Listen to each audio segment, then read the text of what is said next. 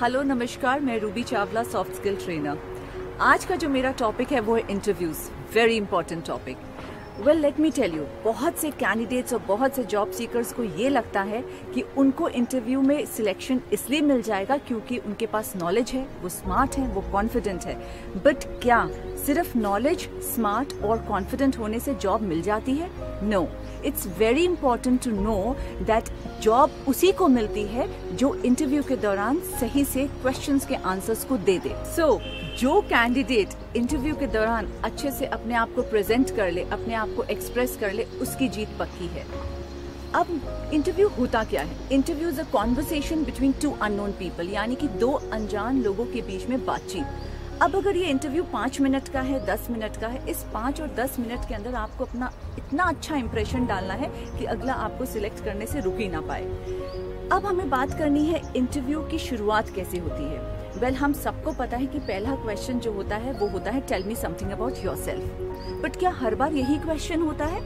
85% chances है कि आपको यही क्वेश्चन मिले। बट कई बार ऐसा होता है कि ये क्वेश्चन आपको नहीं मिलता, सीधा टेक्निकल इंटरव्यू स्टार्ट हो जाता है। But yes, we have to prepare ourselves. Rehearsal की जरूरत है, तैयारी की जरूरत है। आज मैं आपको बताने जा रही हूँ कि tell me about yourself, explain yourself, sell yourself, ऐसे क्वेश्चंस का आंसर देना कैसे है, उनमें कौन से पॉइंट्स हैं जो आपको कवर करने हैं। तो सबसे पहला पॉइंट जो आपको बताना है वो ऑब्वियसली आपको अपना नाम, अपनी एज और प्लेस ऑफ बर्थ। पर यहाँ मैं आपको एक बात चेक कर दूं कि आप अपना नाम तभी बताएंगे अगर उन्होंने आपका नाम ना लिया हो। अगर उन्होंने कह दिया well Sheena tell me something about yourself, तो शीना को क्या अपना नाम दोबारा बताने की जरूरत है? नहीं। तो आप कैसे शुरुआत करेंगे? आप कहेंगे I am 24 years old young girl born and brought up in Kanpur.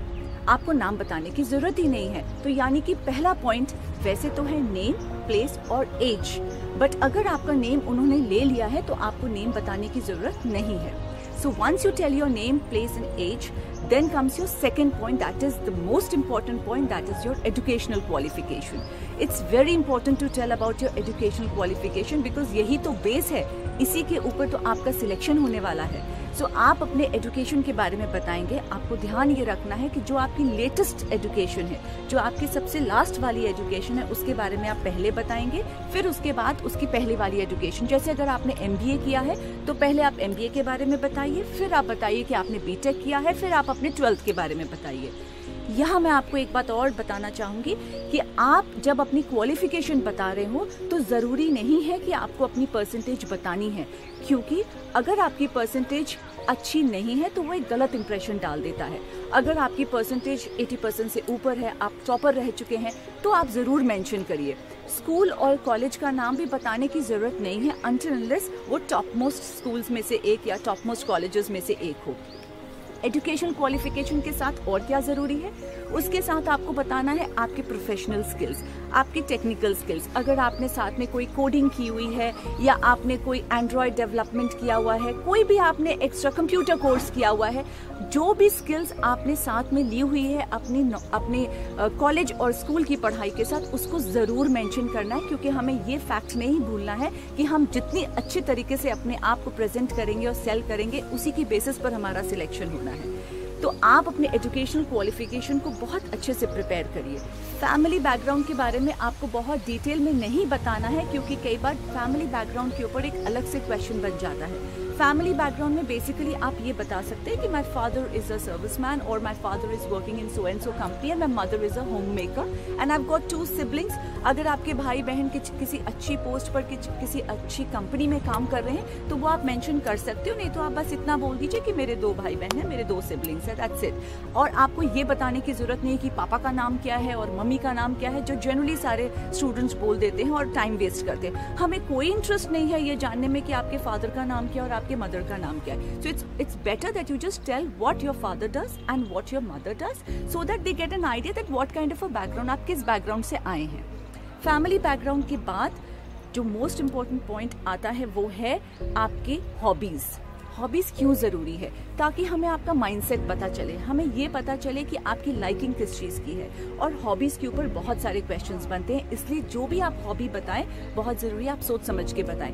जैसे अगर आपने बोला कि मुझे किताबें पढ़ना अच्छा है, मुझे अगर कोई पूछे तो मैं बोलूँगी मुझे किताबें पढ़ना अच्छा है, क्योंकि मेरा प्रोफेशन ट्रेनिंग का है, तो ऑब्वियसली मैं कुछ ऐसी हॉबी बताऊंगी जो मेरे प्रोफेशन से कुछ ना कुछ कनेक्टेड हो। तो अगर मैं ये कहती हूँ कि मुझे किताबें पढ़ना अच्छा लगता है, या मुझे कुकिंग करना अच्छा लगता है, तो नेक्स्ट क्वेश्चन आ सकता है कि कौन सी किताब आपने पढ़ी, आपका फेवरेट ऑथर कौन है, आप कुकिंग अच्छा कर लेती हैं, कौन सी डिश आप बना लेती हैं। अगर मैंने कोई एक डिश का नाम बता दिया तो बोलेंगे बना के बताओ, एक्सप्लेन द रेसिपी। तो आप जो भी हॉबीज बताएं उसके बारे में आपको डिटेल्ड इन्फॉर्मेशन होनी चाहिए। ऐसा नहीं होना चाहिए कि बगल वाले दोस्त ने लिखा है गार्डनिंग तो मैं भी गार्डनिंग लिख देता हूँ, बगल वाले दोस्त ने लिखा है कुकिंग तो मैं भी वो लिख देता हूँ। नो, आप वही बताएंगे जिसमें आपको पूरी नॉलेज हो, बिकॉज हॉबीज से रिलेटेड बाद में क्वेश्चंस पूछे जा सकते हैं। और जनरली एक और बात है जो कहते हैं कि जब वो आपसे ये क्वेश्चन पूछते हैं कि आप अपना स्ट्रेस कैसे मिटाते हैं, तो स्ट्रेस मिटाने का तरीका भी हॉबीज को यूटिलाइज करना है। इस वजह से बहुत ज़रूरी है कि आप सारी चीज़ें कनेक्ट करके ही बोले। जैसे अगर मुझे कभी अपना स्ट्रेस मिटाना होता है तो मैं ये अक्सर कह देती हूँ कि मुझे किताबें पढ़ना अच्छा लगता है। जब भी मुझे लगता है मेरी बैटरी लो हो रही है तो मैं कोई भी मोटिवेशनल बुक उठा लेती हूँ और पढ़ना शुरू कर देती हूँ। So it's very important to understand your hobbies and then say. अब हॉबीज के बाद क्या है? हॉबीज के बाद आप बताएंगे अपने स्ट्रेंथ्स। अगेन आपका पूरा इंटरव्यू स्ट्रेंथ्स पर बेस्ड है, क्योंकि स्ट्रेंथ से रिलेटेड बहुत सारे क्वेश्चंस आ जाते हैं। लाइक फॉर एग्जांपल हम आपको क्यों हायर करें, इसमें भी आपको स्ट्रेंथ्स बतानी है, राइट? आप दूसरों से अलग कैसे हैं, इसमें भी आपको स्ट्रेंथ्स बतानी है। तो जब भी आप अपने स्ट्रेंथ्स को सिलेक्ट करें, सोच समझ कर सिलेक्ट करिए। और ध्यान रखिए 2 या 3 स्ट्रेंथ से ज्यादा मत बताइए, बिकॉज अगर आप 5-6 स्ट्रेंथ्स बताने लगेंगे तो ध्यान रखिएगा उनको समझ में आ जाएगा कि आप रट के आए हो या तो आप झूठ बोल रहे हैं। और ये भी आपको ध्यान रखना है कि जो रिज्यूमे आपका इंटरव्यूअर के पास है उसमें जो लिखा है आपको वही बोलना है। और स्ट्रेंथ्स के आपको सिर्फ शब्द नहीं बोलने कि I am confident, hard working, I am positive, ये तो सभी बोलते हैं। आप अपने स्ट्रेंथ्स को थोड़ा सा एक्सप्लेन करिए। जैसे आप उनको बोल सकते हैं आई have got very good interpersonal skills, मेरे लिए बहुत आसान होता है आसपास के लोगों को कन्विंस करना, मैं सबके साथ बहुत अच्छे से जेल कर जाती हूँ, मेरा टीम वर्क बहुत अच्छा है, मेरे लीडरशिप स्किल्स बहुत अच्छे हैं। तो जो भी आप वर्ड बोल रहे हैं, चाहे वो टीम वर्क हो, चाहे वो लीडरशिप हो, चाहे वो इंटरपर्सनल स्किल्स हो, चाहे वो पॉजिटिव थिंकिंग हो, हर एक स्किल का एक एग्जाम्पल रेडी होना चाहिए। क्योंकि उनका अगला सवाल हो सकता है आप कैसे कह सकते हैं कि आपके इंटरपर्सनल स्किल्स अच्छे हैं, आप कैसे प्रूव कर सकते हैं कि आपका लीडरशिप स्किल अच्छा है। So it's very important to understand that whatever you are saying, आप जो भी वहां बोल रहे हैं उससे कनेक्टेड क्वेश्चन आपसे कभी भी पूछा जा सकता है। स्ट्रेंथ्स को सिलेक्ट करते वक्त make sure that you think about the possible questions. आप सोच लें कि इससे कनेक्टेड मेरे पास क्या क्वेश्चंस आ सकते हैं। स्ट्रेंथ्स के बाद आप बताएंगे अपने को करिकुलर एक्टिविटीज के बारे में। 2 एक्टिविटीज होती हैं, एक होता है को करिकुलर और एक होता है extra curricular. Co curricular activities related to your studies, जैसे आपने कोई समर ट्रेनिंग करी है, कोई इंटर्नशिप किया है, कोई प्रोजेक्ट किया है, कोई सेमिनार अटेंड किया है, कोई वर्कशॉप अटेंड की है, इसके बारे में आप जरूर बताइए, क्योंकि ये आपकी जॉब से रिलेटेड होगा। उनको ये मालूम चलेगा कि आपने एक्स्ट्रा क्या क्या किया हुआ है। और एक्स्ट्रा करिकुलर एक्टिविटी क्या है? एक्स्ट्रा करिकुलर एक्टिविटी लाइक कोई आपने स्पोर्ट्स इवेंट में पार्टिसिपेट किया है, कोई सोशल एक्टिविटी आपने करी है, इस तरीके की एक्टिविटीज को हम एक्स्ट्रा करिकुलर एक्टिविटीज कहते हैं, जो पढ़ाई से रिलेटेड ना है बट आपकी पर्सनालिटी से रिलेटेड है। सो इसके बारे में जरूर मेंशन करिए। उसके बाद जो अगेन एक और इम्पॉर्टेंट चीज़ जो आप हमेशा अपने रिज्यूमे में लिखते हैं, पहला पॉइंट होता है करियर ऑब्जेक्टिव। करियर ऑब्जेक्टिव यानी कि गोल।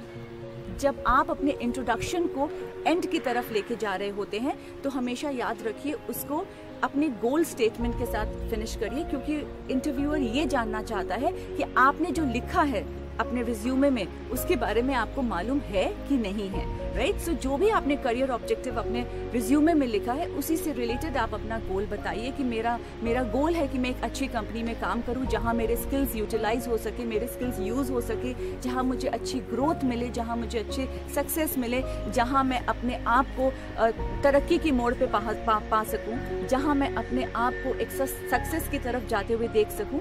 सो ये सारी चीजें आपको ध्यान में रखनी है। So let's revise quickly. तो हमारा पहला पॉइंट क्या था? पहला पॉइंट था नेम, एज और place of birth. Second point था हमारा एजुकेशन क्वालिफिकेशन के साथ साथ प्रोफेशनल क्वालिफिकेशन। थर्ड था हमारा फैमिली बैकग्राउंड। उसके बाद हमने हॉबीज की बात करी, फिर हमने स्ट्रेंथ्स की बात करी, फिर हमने एक्स्ट्रा करिकुलर एक्टिविटी और को करिकुलर एक्टिविटी के बारे में बात करी, और फिर हमने उसको खत्म कर दिया गोल के साथ। ध्यान रखिए आपका जो इंट्रोडक्शन है वो कम से कम 1 मिनट 1.5 मिनट का तैयार होना चाहिए, क्योंकि जब आप उस कुर्सी पे बैठते हैं इंटरव्यू देने के लिए तो आपको इतना डर लगता है, इतने नर्वस होते हैं कि वो 1.5 मिनट का इंट्रोडक्शन कम होकर के 30-40 सेकंड का हो जाता है। सो जब आप ज़्यादा प्रिपेयर करेंगे तो जब आपको बोलना होगा तो थोड़ा कम भी बोल दिया, doesn't matter, but prepare your best, be prepared for the worst, be prepared for the best. So I wish you all good luck. Prepare your introduction because introduction drives your interview. जैसा introduction आप दोगे वैसा ही आपका interview आगे चलेगा. So good luck to all of you. Thank you so much.